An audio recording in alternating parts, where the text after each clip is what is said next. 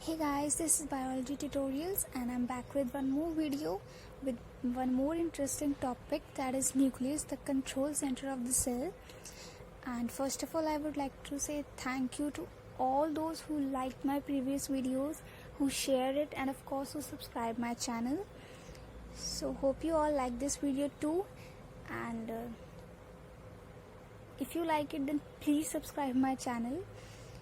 Okay, so let's start with our today's topic, that is nucleus, the control center of the cell. So friends, nucleus is also known as the control center of the cell.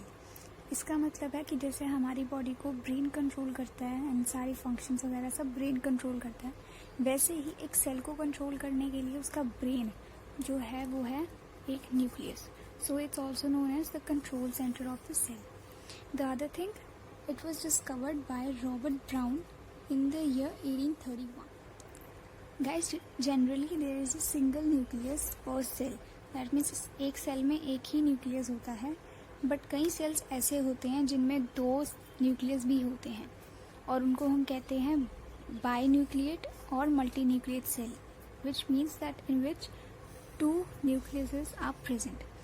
And one example you can see here is of striated muscle fiber. इस तरह के cell में दो nucleus होते हैं और इनको multi nucleate cell कहा जाता है. Now guys, let's move to the structure of the nucleus. Basically it have four things. The first one is nuclear envelope, the other one is nucleoplasm, the third one is nucleolus, and the fourth one is chromatin network. So the first one is nuclear envelope. So let's start. Nuclear envelope, like as its name suggest कि ये कुछ covering ही होगी, तो ये दो lipoprotein membrane से covering बनी होती है न्यूक्लियस के अराउंड. और उन मेम्ब्रेन्स के अंदर सबसे पहली मेम्ब्रेन आती है outer membrane, the other one is inner membrane. Outer membrane endoplasmic reticulum ER जो एक सेल ऑर्गेनेली है, ये इससे कनेक्टेड होती है and may have ribosomes. Ribosomes हो भी सकते हैं और नहीं भी हो सकते हैं. while the inner membrane is smooth. So nuclear membrane एक स्पेस के थ्रू सेपरेटेड होती है, मतलब आउटर मेम्ब्रेन और इनर मेम्ब्रेन इन दोनों के बीच में कोई स्पेस होती है खाली. And it has many minute pores, many minute pores जो कि इस मेम्ब्रेन के ऊपर ही होते हैं, known as nuclear pores.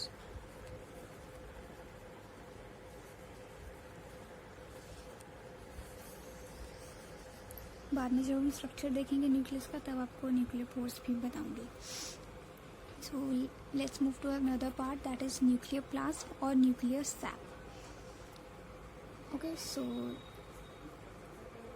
चार चीज़ें होती हैं न्यूक्लियर प्लाज्मा के अंदर: enzymes, ribosomes, nucleolus and chromatin threads. अब ये होता क्या है? ये एक विस्कस फ्लूइड होता है एनक्लोज्ड बाय न्यूक्लियर मेम्ब्रेन. मतलब न्यूक्लियर मेम्ब्रेन के जब आप थोड़ा अंदर जाओगे तो ये फ्लूइड होता है, विस्कस होता है, थोड़ा गाढ़ा सा फ्लूइड. ये कुछ इस तरह का फ्लूइड होता है, like jelly like you can say it. Nucleolus अब एक न्यूक्लियस का एक छोटा सा बहुत ही इम्पॉर्टेंट पार्ट है न्यूक्लियस के लिए.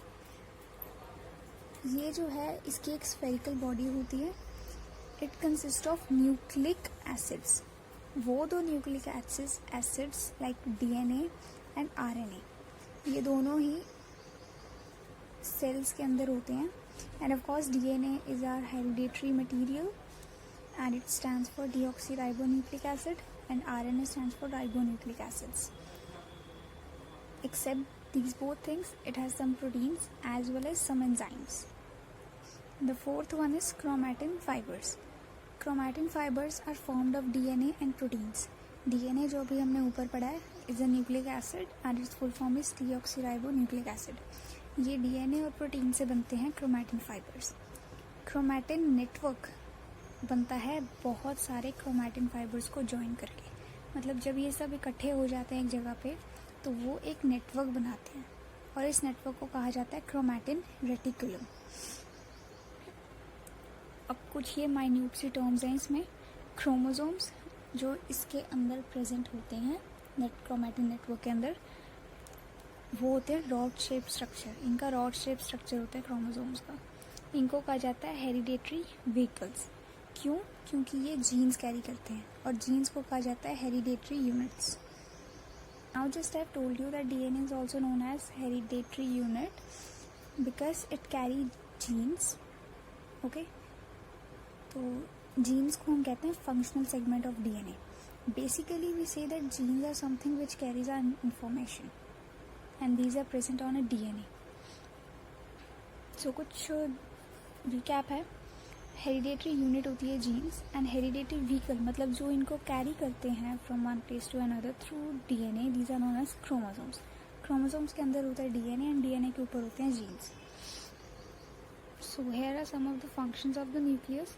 गाइस ये बहुत छोटा सा टॉपिक है, तो इसलिए इसके इतनी जल्दी फंक्शंस भी आ गए हैं।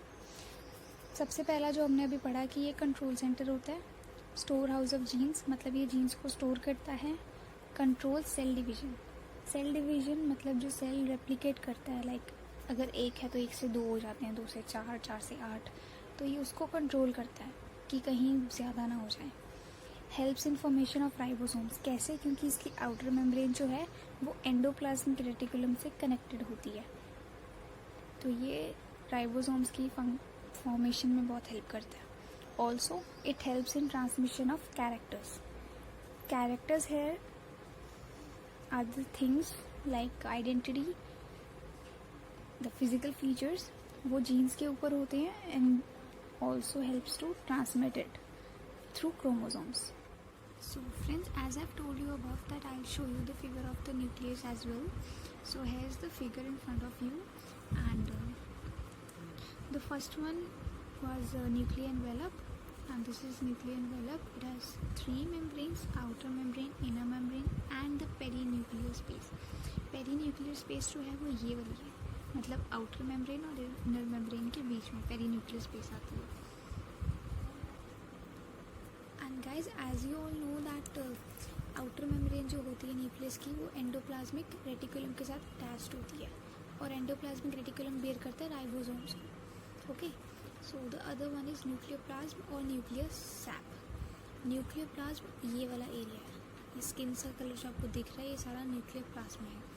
ओके, और इसमें चार चीज़ें होती हैं जो मैंने आपको बताई थी: enzyme, ribosomes, nucleolus, ribosomes, nucleolus, okay, and chromatin threads. Chromatin threads का एक नेटवर्क बनता है, उसे हम कहते हैं chromatin network, and this one is the nucleolus. Okay, अब ये जो न्यूक्लियोलस है हमारा, ये वाला, इसके अंदर दो न्यूक्लिक एसिड्स होते हैं, ठीक है। पहला होता है DNA, the other one is RNA. दोनों के बारे में आपको पहले बता चुकी हूँ, एंड इसके अंदर प्रोटीन्स एंड एंजाइम्स भी होते हैं। क्रोमैटिन नेटवर्क क्रोमैटिन फाइबर्स के थ्रू बनता है, और ये जो होते हैं ये बेसिकली क्रोमोसोम्स के थ्रू होता है। इसके अंदर होते हैं क्रोमोसोम्स, ये सारे नेटवर्क के अंदर क्रोमोसोम्स होते हैं। Okay, so friends, this was all about nucleus, and the other part is cell organelles. Okay, and if you like this video, then please subscribe my channel, and मेरी पुरानी दो videos के links मैं description box में डाल दूँगी, so that आपको easy रहेगा, आपको ज़्यादा ढूंढना नहीं पड़ेगा, आपको ज़्यादा सर्फ नहीं करना पड़ेगा net, and you can easily find all my 3 videos under the same platform.